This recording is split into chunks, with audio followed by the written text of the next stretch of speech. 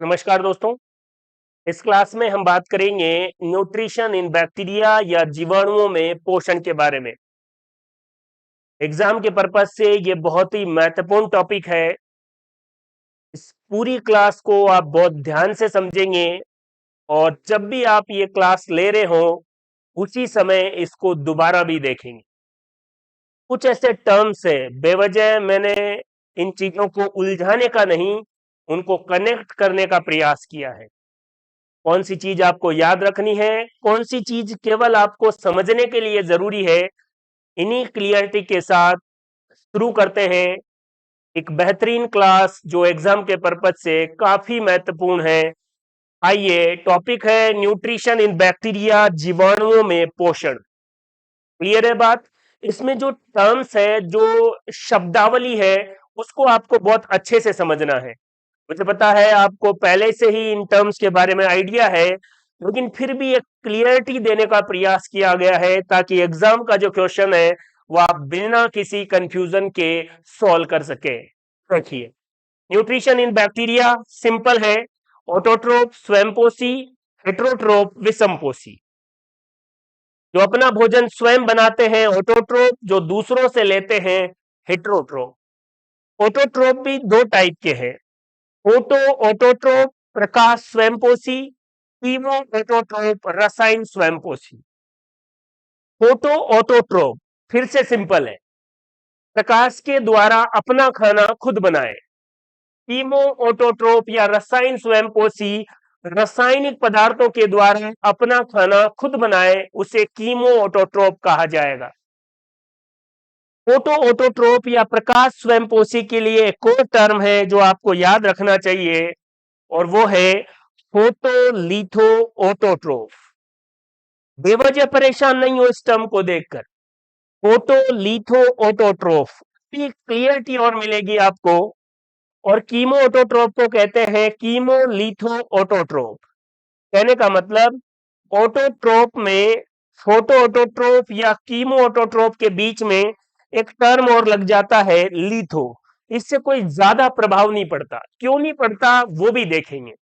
देखिए, हेटेरोट्रोप या विषमपोषी, इसके दो टाइप है। फोटो हेटेरोट्रोप प्रकाश विषमपोषी, और कीमो हेटेरोट्रोप रसायन विषमपोषी। वही यहां पर स्वयंपोषी था, यहां पर विषमपोषी है।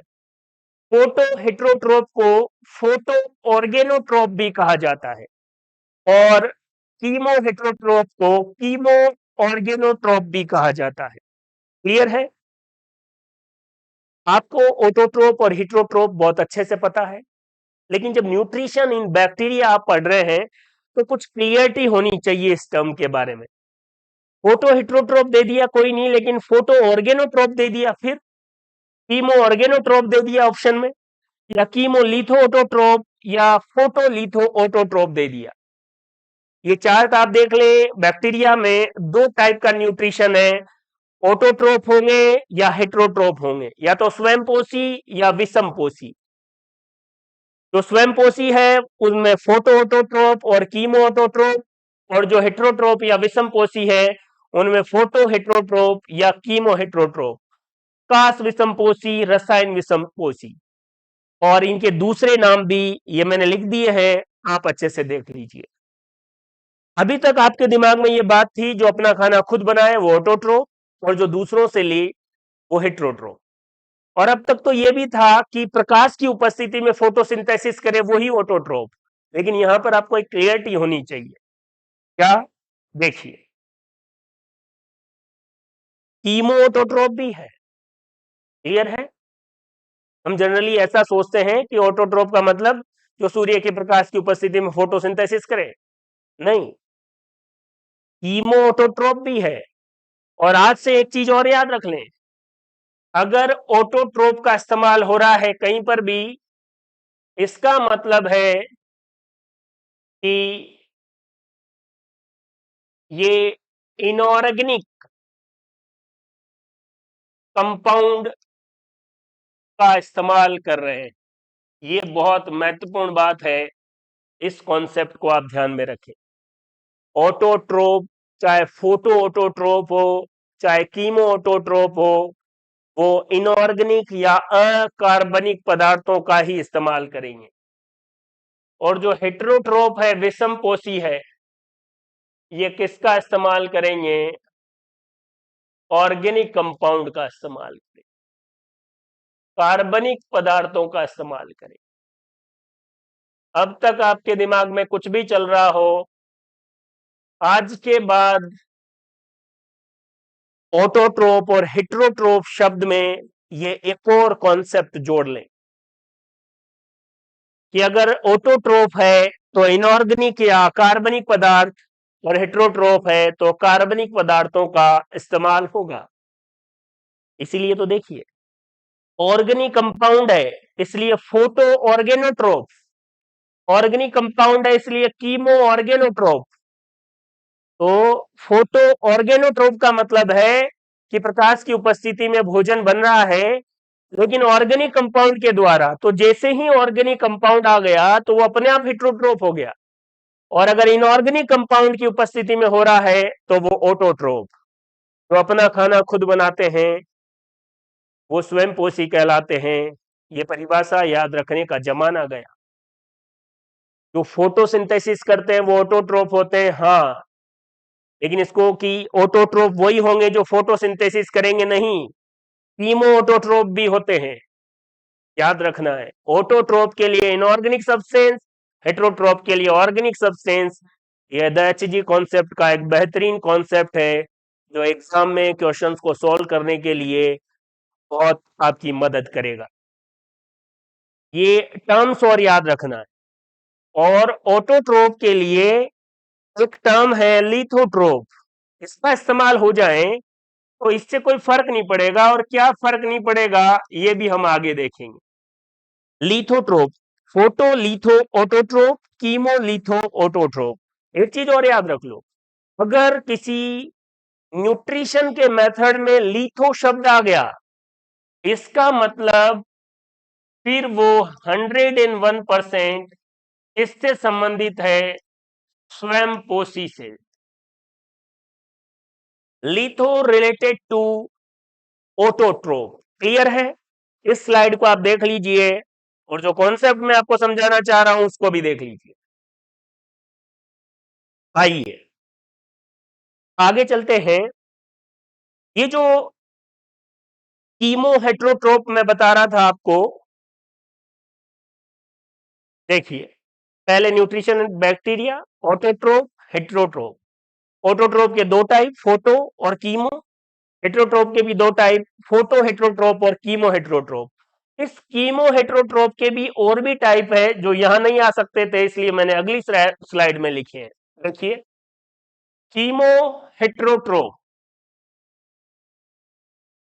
रसायन विषमपोषी। सर, विषमपोषी आ गया है, इसका मतलब इसमें ऑर्गेनिक कंपाउंड का ही यूज होगा, ऑर्गेनिक कंपाउंड का यूज होगा। क्लियर है? तीन टाइप के, पैरासिटिक, सेप्रोफाइटिक और सिम्बायोसिस। परजीवी, मृतोपजीवी और सहजीवी। परजीवी में मोस्टली पैथोजेनिक बैक्टीरिया होते हैं। जनरली हम ऐसे समझते हैं कि बैक्टीरिया का मतलब ये रोग करते हैं, नहीं, बैक्टीरिया हमारे लिए लाभदायक भी है। बैक्टीरिया और भी बहुत सारी लाभदायक चीजें करते हैं। जो मेनली रोग करने वाले हैं उनका जो टाइप है वो पैरासिटिक होता है, परजीवी प्रकार का पोषण होगा उनमें। जैसे डिप्थीरिया रोग करने वाला जो बैक्टीरिया है, कोरोनी बैक्टीरियम डिप्थेरी, वो कैसा है? पैरासिटिक। टीबी के लिए कौन सा जीवाणु जिम्मेदार है? Mycobacterium tuberculosis. और हैजा या कोलेरा के लिए कौन है? Vibrio cholerae. ये मैंने रोग के नाम लिखे हैं, आप ऐसे मत समझ जाना कि परजीवी में ये तीन रोग आते हैं। आपका दिमाग थोड़ा काम करे कि डिप्थीरिया रोग का बैक्टीरिया कैसा है? पैरासिटिक। और बैक्टीरिया का नाम भी आपको याद आए, कोरोनी बैक्टीरियम डिप्थेरी। टीबी का माइकोबैक्टीरियम ट्यूबरक्लोसिस। और हैजा का आपको पता है, विब्रियो कोलेरी, कोमा से। इन बैक्टीरिया के नाम भी आपको याद रहने चाहिए। दोस्तों, हमारे नर्वस सिस्टम का जो बेसिक यूनिट है वो न्यूरॉन है, और एक न्यूरॉन की याद रखने की जो क्षमताएं हैं, समझने की जो क्षमताएं हैं, वो बहुत ज्यादा है। आप एक बार अपने दिमाग पर रियलाइज करें, भरोसा करें, इस पर ट्रस्ट करें, ये चीजें याद रखेगा। कई बार बच्चे कहते हैं कि मैं पढ़ता बहुत हूं लेकिन याद नहीं रहता। ऐसा सोचना ही बड़ी समस्या है।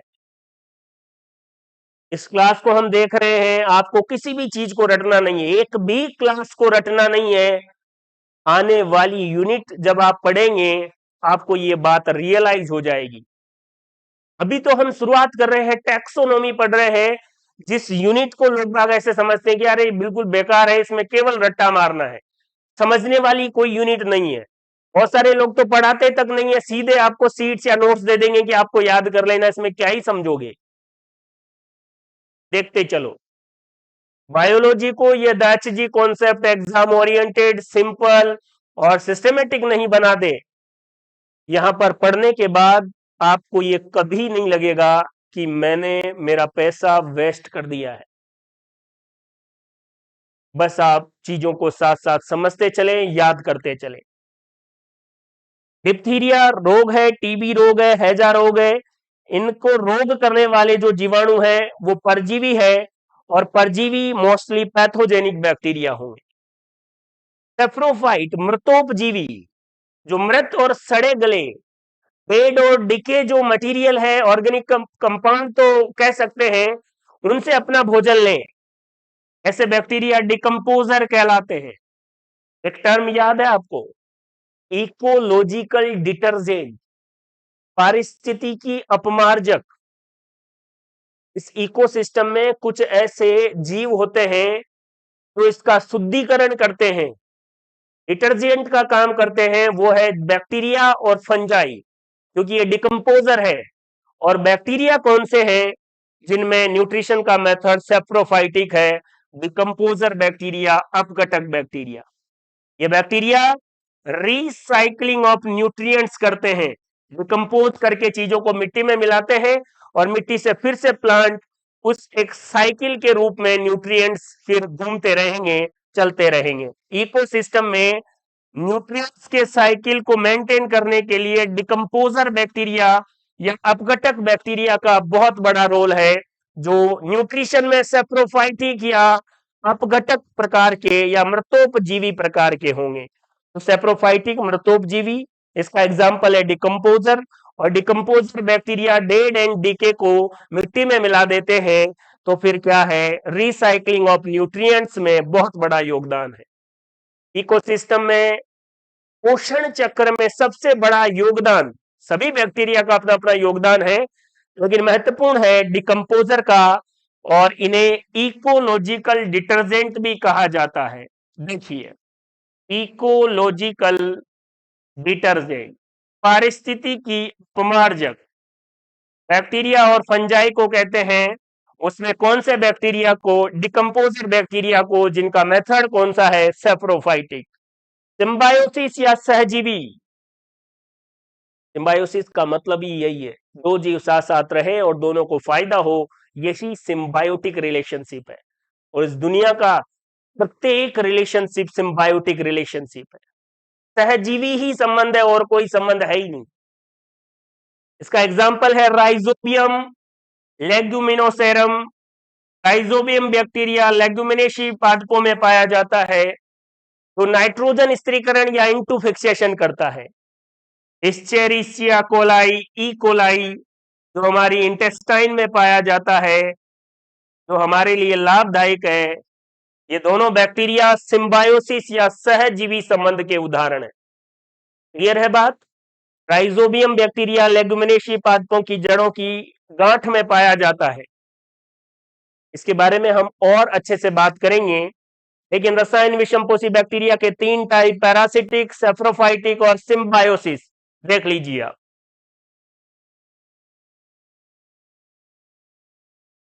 आइए आगे चलते हैं। एक कॉन्सेप्ट मैं आपको यहां पर दे रहा हूं, एग्जाम में किस तरीके से क्वेश्चन पूछे जाते हैं, बैक्टीरिया के न्यूट्रिशन के मेथड के जो टाइप है वो तो मैंने आपको सारे बता दिए हैं, लेकिन इनसे रिलेट करके जब क्वेश्चंस एग्जाम में पूछे जाते हैं वो एक टॉपिक है इवोल्यूशन। मैं आपको इवोल्यूशन नहीं समझा रहा हूं, बुद्ध विकास नहीं पढ़ा रहा हूं, लेकिन इस न्यूट्रिशन मेथड को वहां से जोड़ा जाता है तो बच्चे कंफ्यूज हो जाते हैं कि उद्ध विकास में ये न्यूट्रिशन, ये बैक्टीरिया कहां से आ गए। कुछ क्लियरिटी दे रहा हूं, मैं फिर कह रहा हूं, मैं आपको उलझा नहीं रहा हूं, कनेक्टिविटी दे रहा हूं, बस चीजों को समझिए। ओरिजिन ऑफ लाइफ, पृथ्वी पर जीवन की उत्पत्ति, origin of life on earth, इसके लिए बहुत सारे सिद्धांत दिए गए, लेकिन अब तक का सबसे जो सर्वमान्य सिद्धांत है वो है थ्योरी ऑफ केमिकल सिंथेसिस। और ये पृथ्वी पर जीवन की उत्पत्ति का सर्वमान्य सिद्धांत, रासायनिक उत्पत्ति का सिद्धांत या थ्योरी ऑफ केमिकल सिंथेसिस किसके द्वारा दिया गया? ओपेरिन और हेल्डेन के द्वारा। अगर आपसे ये क्वेश्चन पूछा जाए कि ये रासायनिक उत्पत्ति के सिद्धांत का एक्सपेरिमेंटल प्रूफ, प्रायोगिक सत्यापन किसने किया? तो स्टैनले मिलर ने। लेकिन दिया किसने? ओपेरिन और हेल्डेन ने। तो अभी मैं आपको इवोल्यूशन नहीं पढ़ा रहा हूं, स्टैनले मिलर के बारे में जानकारी जब इवोल्यूशन पढ़ेंगे तब बताऊंगा। लेकिन ये कॉन्सेप्ट याद रखना है कि theory of chemical synthesis given by Oparin and हेल्डेन, और इसका प्रायोगिक सत्यापन किसने किया? स्टैनले मिलर ने। क्लियर है? ओरिजिन ऑफ लाइफ, अर्थ, सर्वमान्य सिद्धांत, theory of chemical synthesis given by Oparin and हेल्डेन। Evolution में जब आप देखेंगे तो एक टर्म है, ये केमिकल सिंथेसिस का सिद्धांत कहता है कि पहले एनवायरमेंट जो था ऑक्सीजन लेस रिड्यूसिंग एनवायरमेंट था, ऑक्सीजन थी नहीं वातावरण में उसके समय, या ऑक्सीजन लेस रिड्यूसिंग एनवायरमेंट के कारण ऑर्गेनिक कंपाउंड बने। किसकी उपस्थिति में? सनलाइट की उपस्थिति में, जैसे फैट, एमिनो एसिड, न्यूक्लियोटाइड। ये कॉन्सेप्ट दिया गिवन बाय ओपेरिन ने। ओपेरिन ने कहा कि पृथ्वी पर जीवन की उत्पत्ति के समय ऑक्सीजन लेस रिड्यूसिंग एनवायरमेंट था, इस वातावरण में सनलाइट की उपस्थिति में ऑर्गेनिक कंपाउंड बने, फैट, अमीनो एसिड और न्यूक्लियोटाइड। यह हाइपोथेसिस या संकल्पना दी ओपेरिन ने, और स्टैनले मिलर ने इसको प्रूव करके देख दिया कि हाँ वास्तव में अमीनो एसिड बन रहे थे। क्लियर है? तो स्टैनले मिलर में आपको यहां नहीं पढ़ा रहा, जबरदस्ती टॉपिक लंबा हो जाएगा, लेकिन आपको ये याद रखना है ये थ्योरी गिवन बाय ओपेरिन और हेल्डेन ने। ओपेरिन ने कहा कि पृथ्वी पर जीवन की उत्पत्ति के समय ऑक्सीजन लेस रिड्यूसिंग एनवायरमेंट था, सनलाइट की उपस्थिति में ऑर्गेनिक कंपाउंड बने और इनसे ही धीरे धीरे जीवन की उत्पत्ति हुई। देख लीजिए, आगे चलते हैं। ओपेरिन और हेल्डेन, हेल्डेन के बारे में आपको याद रखना है, इन्होंने बताया कि ये जितने भी ऑर्गेनिक कंपाउंड थे ये समुद्र में चले गए, समुद्र के पानी में मिल गए। तो ये मैंने समुद्र बना दिया है, और इस समुद्र में वाटर कंटेंट विद न्यूट्रिएंट्स, इस समुद्र के अंदर जितने भी न्यूट्रिएंट्स थे, सिंपल मॉलिक्यूल्स थे, वो सारे इसमें मिल गए, डिसॉल्व हो गए, और इस न्यूट्रिएंट्स वाले समुद्र के जल को हॉट डाइल्यूट सोप कहा। और ये किसने कहा? हेल्डेन ने। हॉट डाइल्यूट सोप कॉन्सेप्ट किसने दिया? हेल्डेन ने। क्लियर है? ओपेरिन ने क्या कहा, हेल्डेन ने क्या कहा, एकदम क्लियरिटी के साथ बता रहा हूं, कोई उलझन नहीं है। समुद्र के अंदर जितने भी न्यूट्रिएंट्स बने थे वो मिल गए, और क्या बन गया? Hot dilute soap. आपने माइथोलॉजी में ये तो पढ़ाई है कि समुद्र का पानी पहले खारा होता था, फिर समुद्र मंथन के बाद उसमें से रत्न निकाल लिए गए, और वो समुद्र का पानी पहले मीठा होता था, फिर उसमें समुद्र मंथन के बाद अब खारा हो गया। लेकिन विज्ञान ये मानती है कि पहले उसमें न्यूट्रिएंट्स थे, हॉट डाइल्यूट सोप था, खारा क्यों हो गया? देखिए, ओरिजिन ऑफ लाइफ में कोशिका बनी होगी, और सबसे पहले प्रोकैरियोट सेल बनी, और प्रोकैरियोट से ही यूकैरियोट बनी। प्रोकैरियोट कोशिका में दो घटनाएं हुई। एक है इनवेजिनेशन ऑफ सेल मेम्ब्रेन, कोशिका झिल्ली का अंतर्वलन। इन्वेजिनेशन हो गया सेल मेम्ब्रेन का और बहुत सारे सेल ऑर्गेनेली बन गए और यूकेरियोट कोशिका बन गई, वो इवोल्यूशन में देखेंगे। एक घटना तो याद रख लो कि प्रोकैरियोट से यूकेरियोट बनते समय एक महत्वपूर्ण घटना हुई, इन्वेजिनेशन ऑफ सेल मेम्ब्रेन। लेकिन स्टार्टिंग में तो प्रोकैरियोट कोशिका ही बनी, तो बैक्टीरिया ही बने होंगे। अब एग्जाम में ये क्वेश्चन पूछा जाता है कि इवोल्यूशन के समय पहली बार जो कोशिका बनी उसमें न्यूट्रिशन का मेथड क्या था। इस क्वेश्चन को समझाने के लिए इवोल्यूशन से कनेक्टिविटी कर रहा हूं, साथ में वो बातें बता रहा हूं जो एग्जाम के लिए महत्वपूर्ण है। जब इवोल्यूशन पढ़ेंगे तब ये पढ़ेंगे, ऐसा नहीं कि यही इवोल्यूशन पढ़ लिए। तो जब ये क्वेश्चन पूछा जाता है कि उद्भव विकास के समय जब पृथ्वी पर जीवन की उत्पत्ति हो रही थी तो पहली बार जो कोशिका बनी उस कोशिका का न्यूट्रिशन का मेथड क्या था। बच्चे के दिमाग में ये आती है, स्टूडेंट के दिमाग में ये आती है कि जब कुछ नहीं था तो पहली बार कोशिका बनी होगी तो अपना खाना खुद ही बना रही होगी, ऑटोट्रोफ होगी। लेकिन नहीं, पहली बार जो कोशिका बनी उसके न्यूट्रिशन का मेथड था कीमो हेट्रोट्रोफ। बहुत ही महत्वपूर्ण कॉन्सेप्ट है, याद रख लीजिए। और ऐसे जबरदस्त कॉन्सेप्ट केवल आपको यहीं मिलेंगे। मैं ये नहीं कह रहा कि मैं ही अच्छा पढ़ाता हूं, लेकिन मैं भी अच्छा पढ़ाता हूं। ये आत्मविश्वास में कह रहा हूं, किसी गुरूर और घमंड में नहीं। एचजी कॉन्सेप्ट ने आपको बताया है कि पहली बार जो कोशिका बनी वो ऑटोट्रोप नहीं, हेट्रोट्रोप थी, और वो भी कीमो हेट्रोट्रोप। और ओपेरिन और हेल्डेन तो यहां तक कहते हैं कि ये जो हॉट डाइल्यूट सोप था, इस कीमो हेट्रोट्रोप कोशिका ने इस समुद्र के इस जल से भोजन लिया, इससे रासायनिक पदार्थों को सीधे ग्रहण कर लिया, इसलिए इसको कीमो हेट्रोट्रोप कहते हैं। और इतना इसका यूज किया, उपयोग किया कि ये समुद्र में जो न्यूट्रिएंट्स थे वो खत्म हो गए। माइथोलॉजी मानती है कि समुद्रों का मीठा पानी था, समुद्र मंथन के कारण समुद्र का जल खारा हुआ है। लेकिन एवोल्यूशन ये कहता है कि स्टार्टिंग में कोशिकाएं कीमो हेट्रोट्रोप थी, सीधा भोजन ले रही थी, तो समुद्र में जो न्यूट्रिएंट्स थे वो इन्होंने सीधा यूज करना शुरू कर दिया। कीमो हेट्रोट्रोप के बाद कोशिकाएं कीमो ऑटोट्रोप हुई, रासायनिक पदार्थों से अपना भोजन बनाने वाली हुई। फिर उसके बाद एनएरोबिक फोटोसिंथेसिस किया कोशिकाओं ने। फोटोसिंथेसिस हो गई तो ऑटोट्रोप तो होगी होगी। एनएरोबिक फोटोसिंथेसिस का मतलब है कि प्रकाश संश्लेषण तो हो लेकिन ऑक्सीजन बाहर नहीं निकले। और फिर उसके बाद एरोबिक फोटोसिंथेसिस हुआ जिसमें प्रकाश संश्लेषण के दौरान ऑक्सीजन बाहर निकलने लगी। ये ऑर्डर याद कर लीजिए दोस्तों। इवोल्यूशन के दौरान सबसे पहले कीमो हेट्रोट्रोप, फिर कीमो ऑटोट्रोप, फिर कहेंगे फोटो ऑटोट्रोप। ये दोनों कोशिकाएं फोटो ऑटोट्रोप है, लेकिन पहले वाली जो है एन एरोबिक, मतलब प्रकाश संश्लेषण तो हो रहा है लेकिन ऑक्सीजन बाहर नहीं निकल रही है, और एरोबिक में ऑक्सीजन बाहर निकल रही है।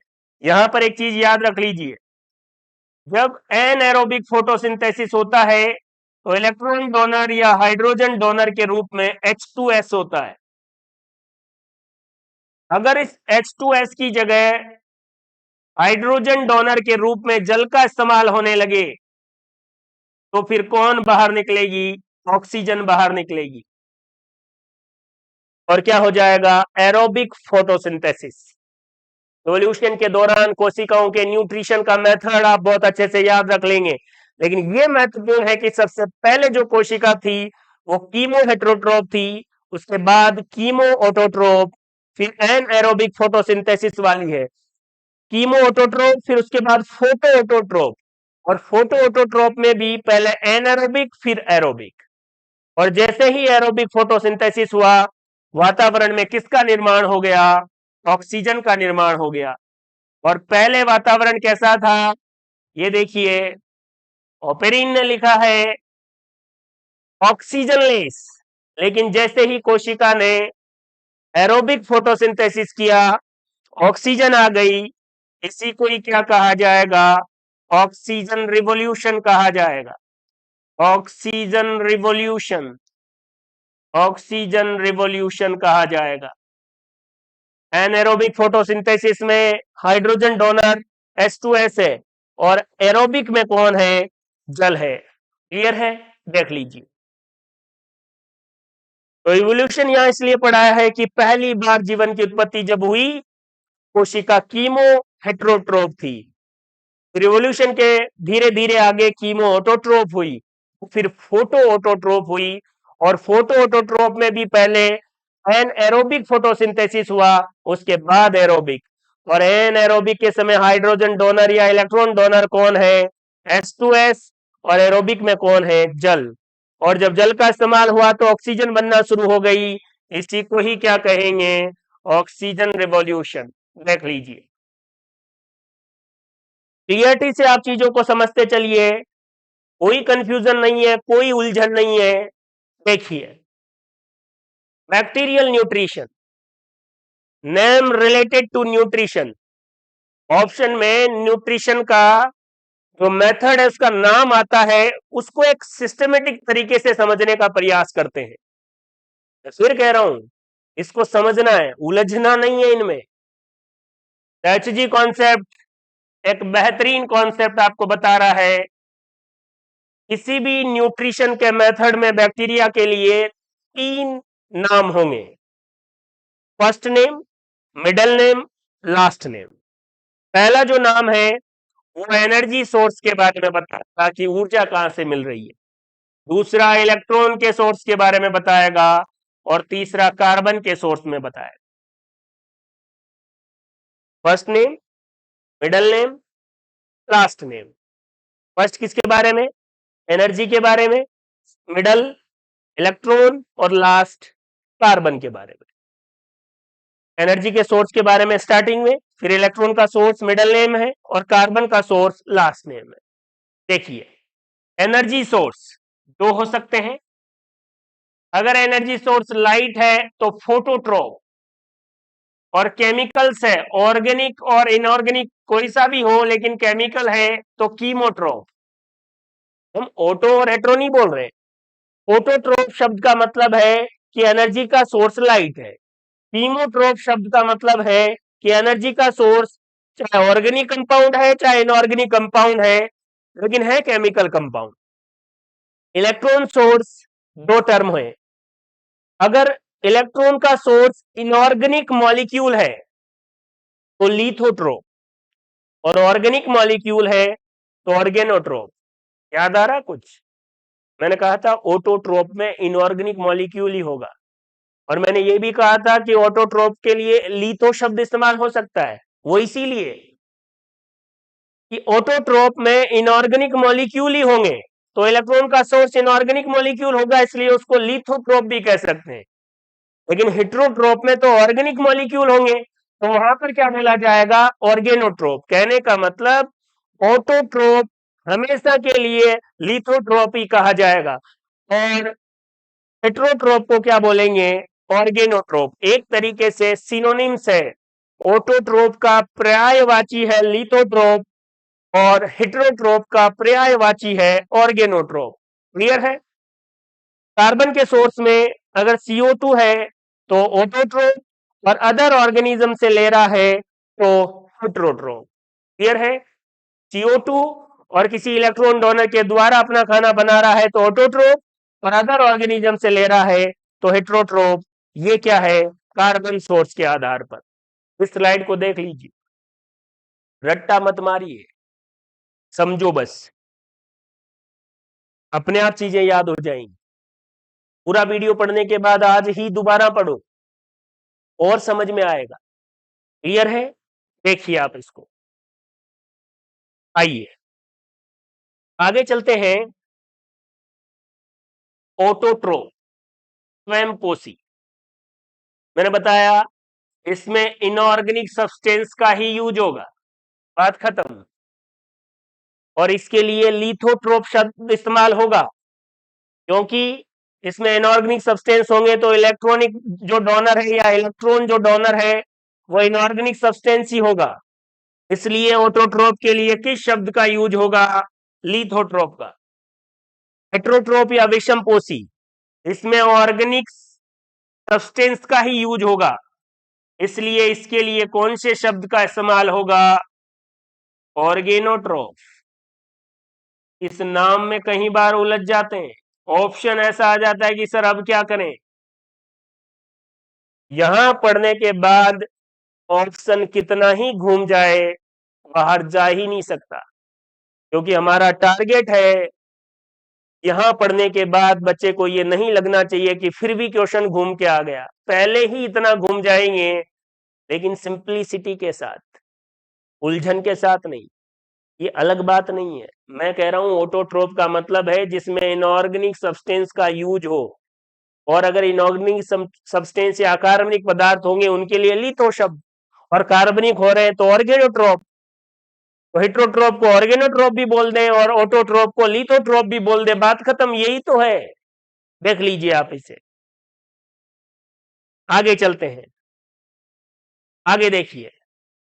ऑटोट्रोप बैक्टीरिया और क्लियरिटी के साथ देखिए। स्वयं पोषी जीवाणु कितने टाइप का? दो टाइप का, फोटो ऑटोट्रोप, कीमो ऑटोट्रोप। अब समझ में आ जाएगा। फोटो ऑटोट्रोप को फोटोलिथोट्रोप भी कह सकते हैं, और कीमो ऑटोट्रोप को कीमोलिथोट्रोप भी ऑटोट्रोप भी कह सकते हैं। तो कह रहे हैं क्योंकि ऑटोट्रोप को लिथोट्रोप लिखने में कोई दिक्कत नहीं है, क्योंकि इलेक्ट्रॉन डोनर कौन है? अकार्बनिक पदार्थ है। ऑटोट्रोप बैक्टीरिया दो टाइप का, photo autotroph, chemo autotroph. Photo autotroph में कौन है? ग्रीन सल्फर बैक्टीरिया और पर्पल सल्फर बैक्टीरिया। अब आपको ये एग्जाम्पल थोड़े थोड़े समझने हैं, याद रखने। कीमो ऑटोट्रोप में nitrifying bacteria, iron bacteria, hydrogen bacteria और सल्फर बैक्टीरिया। नाइट्रीफाइंग बैक्टीरिया या नाइट्रीकरण जीवाणु, नाइट्रीकरण जीवाणु, और नाइट्रीकरण जीवाणु का मतलब है अमोनिया का इसमें बदल जाना, NO3- में नाइट्रेट में बदल जाना। अमोनिया का नाइट्रेट में बदल जाना नाइट्रीफाइंग या नाइट्रीकरण है। इसके लिए कौन से बैक्टीरिया? नाइट्रोसोमोनास और नाइट्रोबैक्टर जिम्मेदार है। आयरन बैक्टीरिया का उदाहरण है फेरोबैसिलस और लेप्टोथ्रिक्स। हाइड्रोजन बैक्टीरिया का उदाहरण है हाइड्रोजिनोमोनास, और सल्फर बैक्टीरिया का उदाहरण है थायोबैसिलस और बेगिटोआ। देख लीजिए, क्लियर है। ऑटोट्रोप बैक्टीरिया जो है दो टाइप के, फोटो ऑटोट्रोप जो प्रकाश के द्वारा अपना खाना खुद बनाते हैं, क्या कहलाएंगे? Photo autotroph. और ऑटोट्रोप के लिए लिथो शब्द इस्तेमाल हो सकता है। इसमें ग्रीन सल्फर और पर्पल सल्फर। कीमो ऑटोट्रोप चार टाइप के, नाइट्रीफाइंग, आयरन, हाइड्रोजन और सल्फर, और सबके एग्जाम्पल यहां पर लिखे हुए।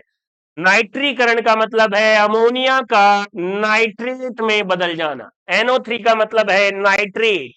क्लियर है? देखिए, आगे चलते हैं। आगे अगर आप देखेंगे तो फोटो ऑटोट्रोप को मैंने लिखा है फोटोलिथो ऑटोट्रोप। हो सकता है क्या होगा इसमें? CO2, 12H2S, सनलाइट की प्रेजेंस में ग्लूकोज, 12 सल्फर और जल। अगर आपने फोटोसिंथेसिस की बैलेंस इक्वेशन देखी है तो थोड़ा सा उससे कंपेयर कीजिए। वहां पर यहां पर 12 जल के अणु होते हैं और यहां 6 ऑक्सीजन होती है, लेकिन यहां पर जो फोटो ऑटोट्रोप है, बैक्टीरिया अपना खाना प्रकाश की उपस्थिति में खुद बना रहे हैं, फोटोसिंथेसिस कर रहे हैं। और ये जो बैक्टीरिया फोटोसिंथेसिस कर रहे हैं, इसमें इलेक्ट्रॉन डोनर या हाइड्रोजन डोनर के रूप में जल नहीं, H2S है, हाइड्रोजन सल्फाइड है, इसलिए प्रकाश संश्लेषण के दौरान ऑक्सीजन बाहर नहीं निकल रही है। तो कौन सा हो गया ये, ऑक्सीजन बाहर नहीं निकल रही, इसलिए अवायवीय प्रकाश संश्लेषण या एनएरोबिक फोटोसिंथेसिस। और बैक्टीरिया में जो फोटोऑटोट्रोप है वो एनएरोबिक फोटोसिंथेसिस ही है। उसकी रिएक्शन ये देख लीजिए कौन कौन है इसका एग्जाम्पल, ग्रीन सल्फर बैक्टीरिया और purple sulphur bacteria. Green sulphur bacteria में क्लोरोबियम और क्लोरोबैक्टीरियम भी आते हैं, और पर्पल सल्फर बैक्टीरिया का उदाहरण है थायोस्पाइरिलम। मैं वही जीवाणु बता रहा हूं जो आपने कभी न कभी सुने हैं, थायोस्पाइरिलम पर्पल सल्फर बैक्टीरिया और क्लोरोबियम और क्लोरोबैक्टीरियम ग्रीन सल्फर बैक्टीरिया। और इन दोनों में प्रकाश संश्लेषण द्वारा अपना खाना बनता है, लेकिन इस प्रकाश संश्लेषण की प्रक्रिया में ऑक्सीजन बाहर नहीं निकलती, इसलिए इसको एनएरोबिक फोटोसिंथेसिस कहते हैं। और इसका कारण है इलेक्ट्रॉन डोनर के रूप में किसका इस्तेमाल होता है, H2S का। एवोल्यूशन के दौरान H2S की जगह जल का इस्तेमाल हुआ। और कौन से बैक्टीरिया बने, साइनोबैक्टीरिया। और इस साइनोबैक्टीरिया को ब्लू ग्रीन एल्गी कहते हैं। ये भी है तो बैक्टीरिया ही, लेकिन इसको अलग से हम पढ़ेंगे। फिर भी मैं आपको बता रहा हूं कि पहले फोटो ऑटोट्रोप में एनएरोबिक फोटोसिंथेसिस हुआ, लेकिन ये फोटोसिंथेसिस की इक्वेशन देखिए, कार्बन डाइऑक्साइड, जल, ग्लूकोज, ऑक्सीजन और जल सूर्य के प्रकाश और क्लोरोफिल की उपस्थिति में। अब जब हाइड्रोजन डोनर या इलेक्ट्रॉन डोनर के रूप में जल का इस्तेमाल हुआ तो ऑक्सीजन बाहर निकलने लगी। यहां पर H2S था तो सल्फर बाहर निकल रहा था, ऑक्सीजन नहीं थी, इसलिए एनारोबिक। अब अगर यहां पर जल का इस्तेमाल होने लगा तो ऑक्सीजन निकल गई और जल का यूज होते ही ऑक्सीजन बाहर, इसे ही ऑक्सीजन रिवोल्यूशन कह रहे थे।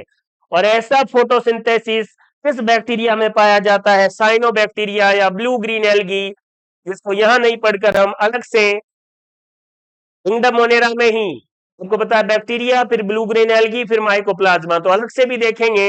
लेकिन यहां मैंने इसलिए बताया है कि मैंने आपको कहा था इवोल्यूशन के दौरान पहले कीमो हेट्रोट्रोप, फिर कीमो ऑटोट्रोप, फिर फोटो ऑटोट्रोप, और फोटो ऑटोट्रोप में एनएरोबिक फोटोसिंथेसिस जो बैक्टीरिया में होता है ग्रीन सल्फर और पर्पल सल्फर में। और फिर उसके बाद एरोबिक फोटोसिंथेसिस, तो फिर कौन बन गया होगा, साइनोबैक्टीरिया बन गया होगा, जिसमें इलेक्ट्रॉन डोनर के रूप में, हाइड्रोजन डोनर के रूप में किसका इस्तेमाल होगा, जल का। क्लियर है, देख लीजिए बैक्टीरिया में जो फोटोलिथो ऑटोट्रोप या फोटो ऑटोट्रोप बैक्टीरिया है, ग्रीन सल्फर और पर्पल सल्फर बैक्टीरिया, इनमें प्रकाश संश्लेषण तो होता है लेकिन ऑक्सीजन बाहर नहीं निकलती, क्योंकि इलेक्ट्रॉन डोनर के रूप में, हाइड्रोजन डोनर के रूप में H2S का इस्तेमाल होता है। देख लीजिए, आगे चलिए,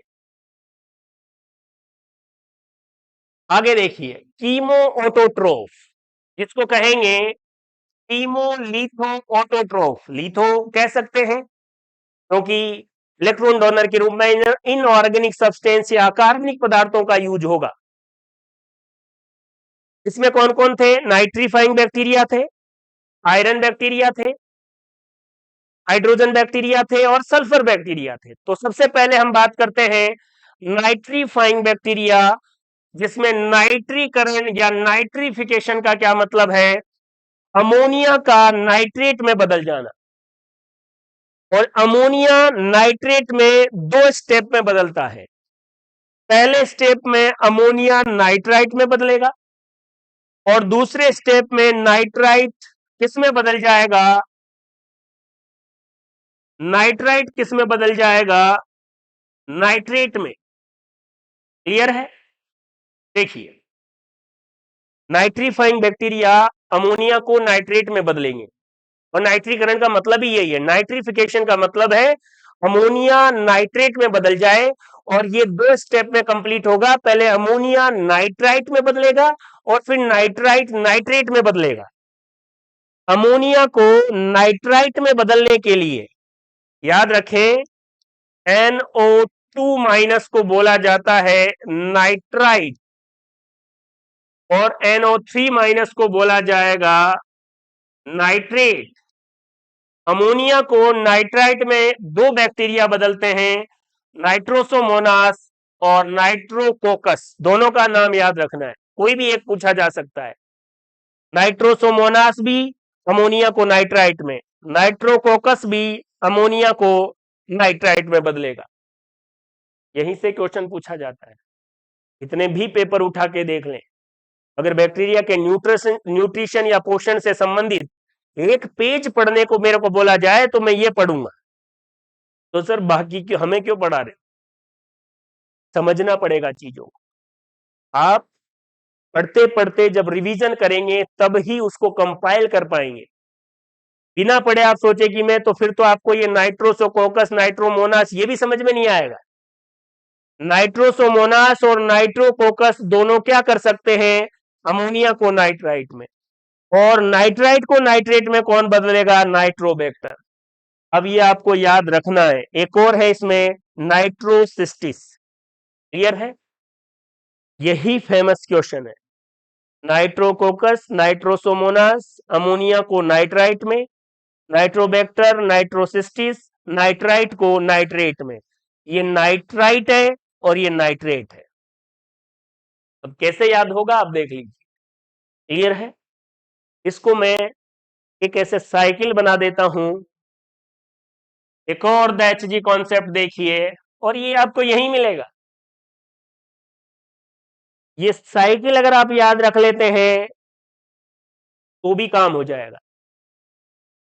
नाइट्रोजन, नाइट्रोजन को अमोनिया में बदलने का काम करेगा राइजोबियम, और इस प्रक्रिया को कहा जाता है नाइट्रोजन स्थिरीकरण, N2 फिक्सेशन।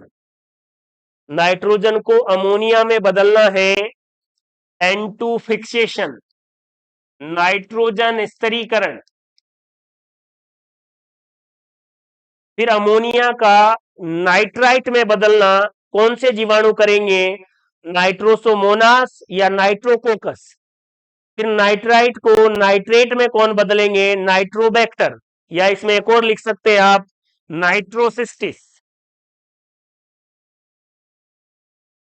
और इस नाइट्रेट को वापस नाइट्रोजन में बदलने का काम कौन करेगा? स्यूडोमोनास। और एक याद कीजिए, यही बता देता हूं, आनंद मोहन चक्रवर्ती द्वारा बनाया गया एक सुपर बग, क्या नाम है उसका? स्यूडोमोनास प्यूटिडा। सुपर बग स्यूडोमोनास प्यूटिडा, और स्यूडोमोनास नाइट्रेट को नाइट्रोजन में बदलता है। ये चार बैक्टीरिया याद रख लीजिए।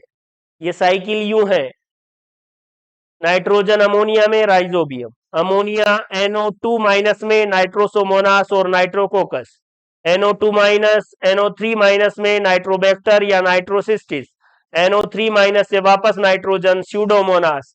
और स्यूडोमोनास आ गया इसलिए याद करवा रहा हूं, आनंद मोहन चक्रवर्ती द्वारा तैयार सुपरबग का नाम क्या है? स्यूडोमोनास प्यूटिडा। देख लीजिए, एक बात लिखी है मैंने, नाइट्रोसोमोनास या नाइट्रोबैक्टर ये NH3 को NO2 में बदलेगा। तो देखो, पहले ऑक्सीजन नहीं थी, ऑक्सीजन जुड़ गई। इसमें पहले दो ऑक्सीजन थी, फिर ऑक्सीजन और जुड़ गई, तीन हो गई। दोनों में ही ऑक्सीजन जुड़ी है, इसलिए बोथ आर ऑक्सीडाइजिंग बैक्टीरिया। इस दोनों में ही नाइट्रिफिकेशन पूरी प्रक्रिया ही ऑक्सीडाइजिंग प्रक्रिया है, जिसमें दोनों प्रकार के बैक्टीरिया ऑक्सीजन जोड़ने का काम करते हैं, इसलिए इनको कह रहा हूं बोथ आर ऑक्सीडाइजिंग बैक्टीरिया। दोस्तों इसमें कंफ्यूजन हो जाता है, अमोनिया को इसमें कौन बदलेगा और इसको इसमें कौन बदलेगा, कोई भी एक याद रख लो, और या ये साइकिल बहुत अच्छे से आप याद कर दो। इस साइकिल को आप कॉपी के पहले पेज पर ही रख दो, जब भी कॉपी खोलो पहले ये दिखे। क्लियर है? इसी से ही क्वेश्चन बनने वाला है, और यही आपको कंफ्यूज कर देगा कि अमोनिया को इसमें बदल रहा था, दिमाग में कहीं ये आ जाए। नहीं, नाइट्रोसोमोनास और नाइट्रोकोकस अमोनिया को NO2 माइनस में, NO2 से NO3 नाइट्रोबैक्टर या नाइट्रोसिस्टिस, NO3 से N2 नाइट्रोजन स्यूडोमोनास, और N2 फिक्सेशन आपको पता ही है, नाइट्रोजन का अमोनिया में बदलना। और सबसे फेमस बैक्टीरिया है राइजोबियम। ये दोनों में ही ऑक्सीजन जुड़ती है, ऑक्सीडाइजिंग बैक्टीरिया है, और ये कीमोलिथो ऑटोट्रोप या कीमो ऑटोट्रोप का पहला उदाहरण है। आइए आगे देखते हैं। आगे अगर आप देखेंगे आयरन बैक्टीरिया, इसमें ये बैक्टीरिया आयरन कार्बोनेट या आयरन बाई कार्बोनेट ऑक्सीजन की उपस्थिति और जल की उपस्थिति में क्या बना देगा, आयरन हाइड्रोक्साइड, आयरन हाइड्रोक्साइड बना देगा, और CO2 और एनर्जी। आयरन कार्बोनेट और आयरन बाई कार्बोनेट को किसमें कन्वर्ट कर देगा, ऑक्सीजन और जल की उपस्थिति में आयरन हाइड्रोक्साइड में, और एनर्जी मिलेगी, CO2 भी बनेगी। और ऐसे बैक्टीरिया है फेरोबैसिलस और लेप्टोथ्रिक्स, और यही है आयरन बैक्टीरिया के। सिंपल सा आपको याद रखना है, ज्यादा इसके बारे में डिटेल में जाने की जरूरत नहीं है। फिर है हाइड्रोजन बैक्टीरिया। ये hydrogen bacteria produce methane, methane gas जानते हैं ना आप, CH4, और इस CH4 को ही प्राकृतिक गैस या नेचुरल गैस कहा जाता है। क्लियर है बात? देखिए, हाइड्रोजन और CO2 मिलकर मीथेन, H2 और एनर्जी। ये पढ़ाने के पीछे रीजन ये है कि मीथेन गैस बनाने वाला जो बैक्टीरिया है उसका नाम मेथेनोजन भी है, लेकिन वो बैक्टीरिया आर्की बैक्टीरिया है, यू बैक्टीरिया पढ़ रहे हैं। तो जब आर्की बैक्टीरिया पढ़ेंगे वो मीथेन बनाते हैं, मिथेनोजन है। यहां पर हाइड्रोजन या हाइड्रोजीनोमोनास, ये बैक्टीरिया भी क्या बनाता है, मीथेन, और ये कौन सा है, हाइड्रोजन बैक्टीरिया है। हाइड्रोजन और CO2 दोनों को जोड़कर मीथेन, H2 और एनर्जी बनाएगा। और ये मिथेनोजन बैक्टीरिया से अलग है, it is different from methanogen bacteria, क्योंकि मिथेनोजन बैक्टीरिया आर्की बैक्टीरिया में आएगा, और ये हाइड्रोजन बैक्टीरिया किस में आएगा, यू बैक्टीरिया में। इसका एग्जाम्पल है हाइड्रोजीनोमोनास, देख लीजिए आप इसे। आगे चलते हैं, आगे देखिए सल्फर बैक्टीरिया, फोर्थ जो टाइप है, ये कलरलेस सल्फर बैक्टीरिया है। इससे पहले हमने देखा green sulphur bacteria, purple sulphur bacteria, जो फोटो ऑटोट्रोप में आ रहे थे, लेकिन ये जो बैक्टीरिया है कलरलेस है, ये किस में आएगा, कीमो ऑटोट्रोप में। इसका एग्जाम्पल है थायोबैसिलस, इसीलिए बताया है, थायोबैसिलस नाम आप सुनते रहते हैं। और ये बैक्टीरिया क्या बनाता है, sulphuric acid, sulphur, H2O, CO2 कार्बनिक पदार्थ, सल्फ्यूरिक एसिड और H2O और एनर्जी बनाएगा। तो सल्फ्यूरिक एसिड बनाने वाला कलरलेस सल्फर बैक्टीरिया कौन है, थायोबैसिलस, जो किसमें आएगा, कीमो ऑटोट्रोप में। क्लियर है, देख लीजिए। अब ऑटोट्रोप के बाद जो दूसरा मेथड है वो है हेट्रोट्रोपिक बैक्टीरिया या हेट्रोट्रोपिक टाइप। इसमें भी दो है, फोटो हेट्रोट्रोप, कीमो हेट्रोट्रोप। हेट्रोट्रोप को ऑर्गेनोट्रोप कह सकते हैं, इसलिए इसको मैंने फोटो ऑर्गेनोट्रोप लिखा और इसको कीमो ऑर्गेनोट्रोप लिखा, क्योंकि हेट्रोट्रोप में किसका यूज होगा, ऑर्गेनिक कंपाउंड का यूज होगा। हेट्रोट्रोप का मतलब ऑर्गेनिक कंपाउंड का यूज। क्लियर है? फोटो हेट्रोट्रोप, ऑर्गेनिक कंपाउंड सनलाइट के द्वारा न्यूट्रिशन बनाएंगे। फोटो का मतलब प्रकाश की उपस्थिति में, और हेट्रोट्रोप का मतलब आप समझ ही गए हैं, ये ऑर्गेनिक कंपाउंड का यूज करके। तो ऑर्गेनिक कंपाउंड सनलाइट की उपस्थिति में न्यूट्रिशन बना देंगे, और इसका एग्जाम्पल है purple non sulphur bacteria. Purple sulphur bacteria तो फोटो ऑटोट्रोप का उदाहरण है, और purple non sulphur bacteria photo heterotroph या फोटो ऑर्गेनोट्रोप का उदाहरण है। इन नामों से मत डरो, समझो केवल फोटो हेट्रोट्रोप या कीमो ऑर्गेनोट्रोप, याद कीजिए, पृथ्वी पर जीवन की उत्पत्ति के दौरान पहली बार जो न्यूट्रिशन बना था वो कीमो हेट्रोट्रॉपी था। फर्स्ट सेल का जो न्यूट्रिशन मेथड था वो कीमो हेट्रोट्रोप था। उसके बाद कीमो ऑटोट्रोप, फिर फोटो ऑटोट्रोप। और फोटो ऑटोट्रोप में भी पहले एन एरोबिक H2S का इस्तेमाल, फिर बाद में एरोबिक H2O का इस्तेमाल। और इस कीमो ऑर्गेनोट्रोप में ऑर्गेनिक कंपाउंड के द्वारा या ऑर्गेनिक कंपाउंड का यूज न्यूट्रिशन के रूप में होता है। देख लीजिए, फोटो हेट्रोट्रोप और कीमो हेट्रोट्रोप, आराम से देखिए। फोटो हेट्रोट्रोप या फोटो ऑर्गेनोट्रोप का एग्जांपल है पर्पल नॉन सल्फर बैक्टीरिया, और कीमो हेट्रोट्रोप का एग्जांपल आगे देखते हैं। कीमो हेट्रोट्रोप को कीमो ऑर्गेनोट्रोप भी कह सकते हैं। क्यों कह सकते हैं? फिर लिख दूं क्या? फिर लिख देता हूं, क्योंकि इसमें किसका यूज होगा? ऑर्गेनिक कंपाउंड का, कार्बनिक पदार्थ का यूज होगा। 3 टाइप के। पैरासिटिक, ये अपना भोजन लिविंग होस्ट से लेते हैं। ज्यादातर पैथोजेनिक बैक्टीरिया, फिर से लिखा है मैंने, माइकोबैक्टीरियम ट्यूबरक्लोसिस। याद करो, देखिए कौन सा रोग करता था? टीबी, डिप्थीरिया, कोरोनीबैक्टीरियम डिप्थेरी, एजा, विब्रियो कोलेरी, ये सब किस में आएंगे? पैरासिटिक में। सेप्रोफाइट, मृतोपजीवी, ये बैक्टीरिया एंजाइम सेक्रेट करके फूड को डाइजेस्ट करते हैं और उसके बाद फिर उसको अब्सॉर्ब कर लेते हैं। और इस सेप्रोफाइट में क्लोस्ट्रीडियम और एसिटोबैक्टर बैक्टीरिया आते हैं।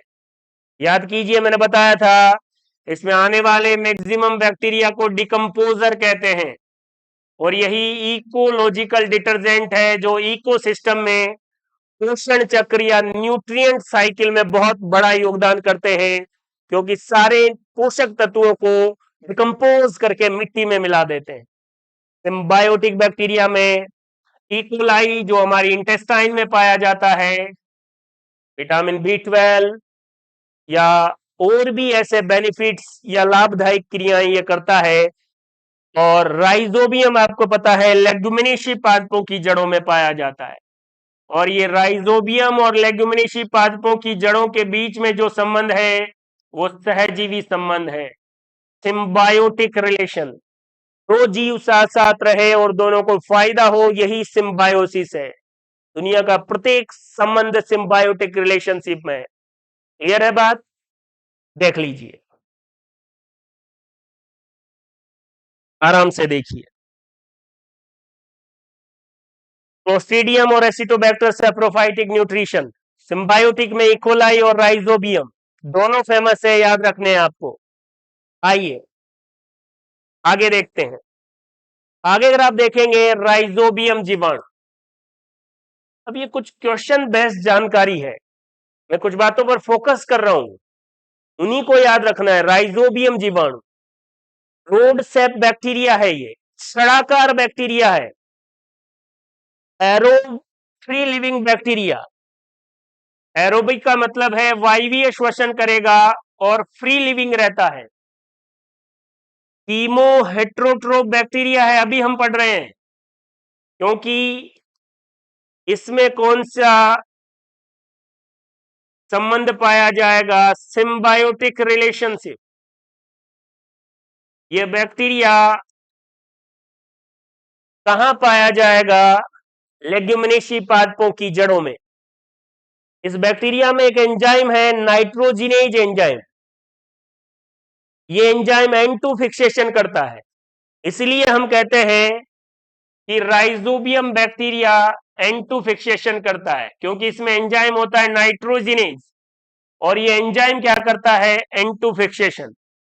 और नाइट्रोजन स्थिरीकरण या N2 फिक्सेशन का क्या मतलब है?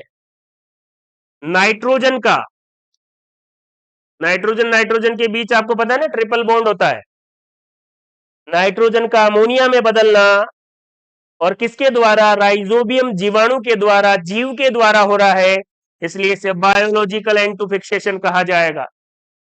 नाइट्रोजन का अमोनिया में बदलना N2 फिक्सेशन है, राइजोबियम जीवाणु कर रहा है, इसलिए बायोलॉजिकल N2 फिक्सेशन है।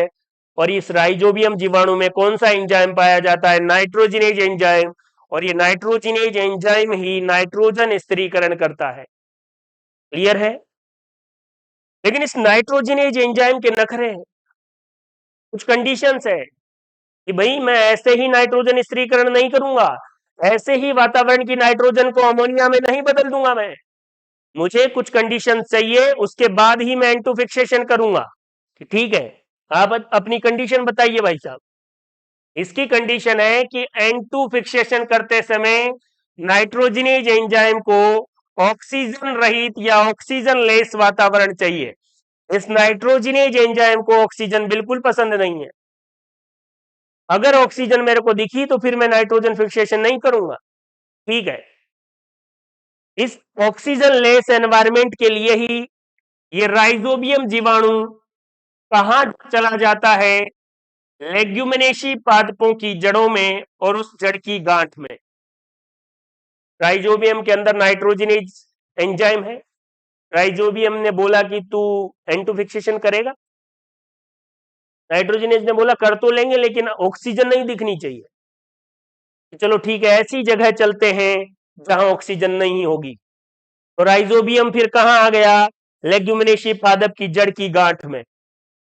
यहां पर ऑक्सीजन नहीं है क्या सर? यहां पर ऑक्सीजन है, लेकिन इस ऑक्सीजन को पकड़े रखने का काम कौन करता है? Leg haemoglobin. लेग्यूमिनेशी पादपों की जड़ों की गांठ के अंदर जो सेल्स होंगी उसमें लेग हीमोग्लोबिन पाया जाएगा, और ये लेग हीमोग्लोबिन N2 फिक्सेशन के समय ऑक्सीजन को पकड़े रखेगा। तो ऑक्सीजन को तो लेग हीमोग्लोबिन पकड़े रखेगा, और यहां पर ऑक्सीजन लेस एनवायरमेंट बन जाएगा, और नाइट्रोजन किस में बदल जाएगी? अमोनिया में। कौन सा एंजाइम ये काम करेगा? Nitrogenase enzyme. और याद कीजिए ये नाइट्रोजनेज एंजाइम किसमें पाया जाएगा? राइजोबियम जीवाणु। अब कोई चीज फायदा कर रही है तो फिर उसकी कंडीशन, उसके नखरे तो झेलने ही पड़ेंगे। क्लियर है बात? नाइट्रोजनेज कह रहा है कि मुझे ऑक्सीजन नहीं दिखनी चाहिए, मैं N2 को, नाइट्रोजन को अमोनिया में बदल दूंगा। लेग हीमोग्लोबिन कह रहा है कि ठीक है ऑक्सीजन को मैं पकड़े रखूंगा, तू केवल वातावरण की नाइट्रोजन को अमोनिया में बदल और मिट्टी को, भूमि को उपजाऊ बनाने में मदद कर। क्लियर है?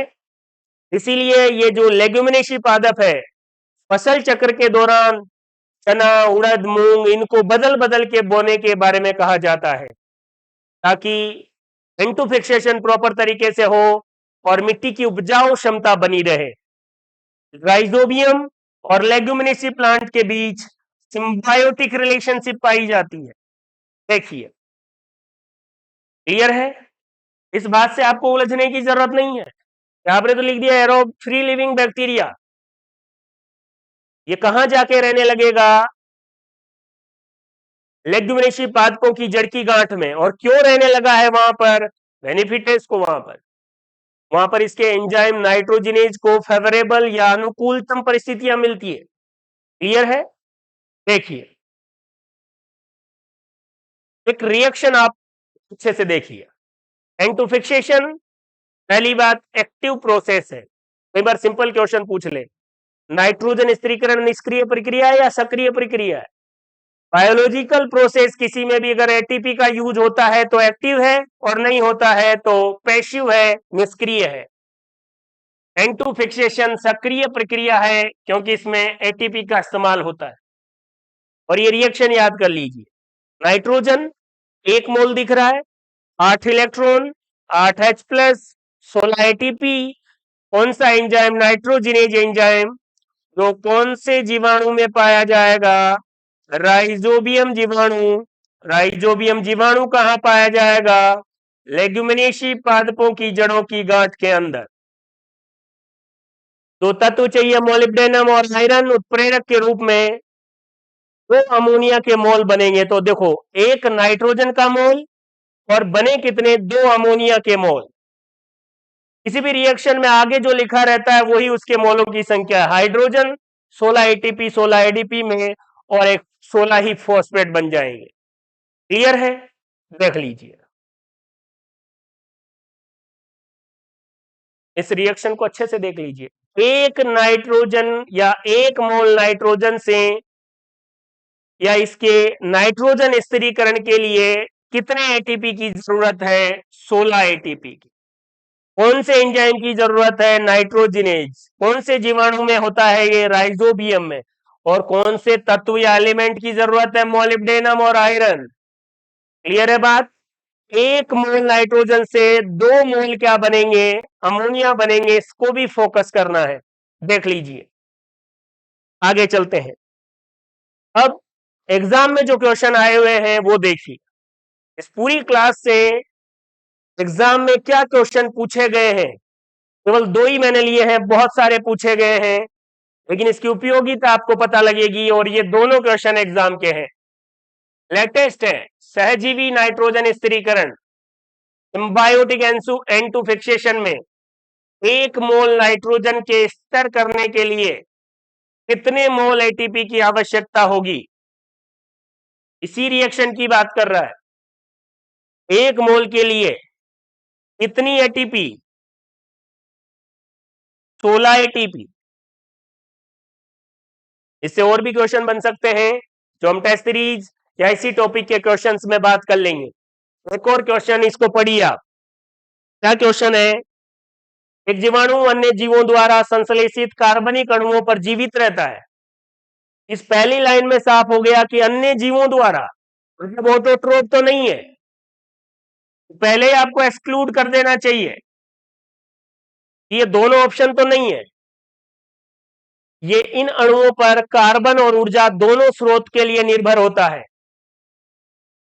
इस जीवाणु के लिए उपयुक्त पद है। अब ये दोनों है, जब दूसरे जीवों पर है तो ऑटोट्रोप तो है ही नहीं। ये दोनों ऑप्शन तो वैसे ही कैंसिल हो गए। अब इन दोनों में से क्वेश्चन में कहीं भी प्रकाश के बारे में बात नहीं हो रही है, सनलाइट का कहीं जिक्र नहीं है, तो फोटो हेट्रोट्रोप कुछ नहीं होगा। जवाब क्या होगा? कीमो हेट्रोट्रोप।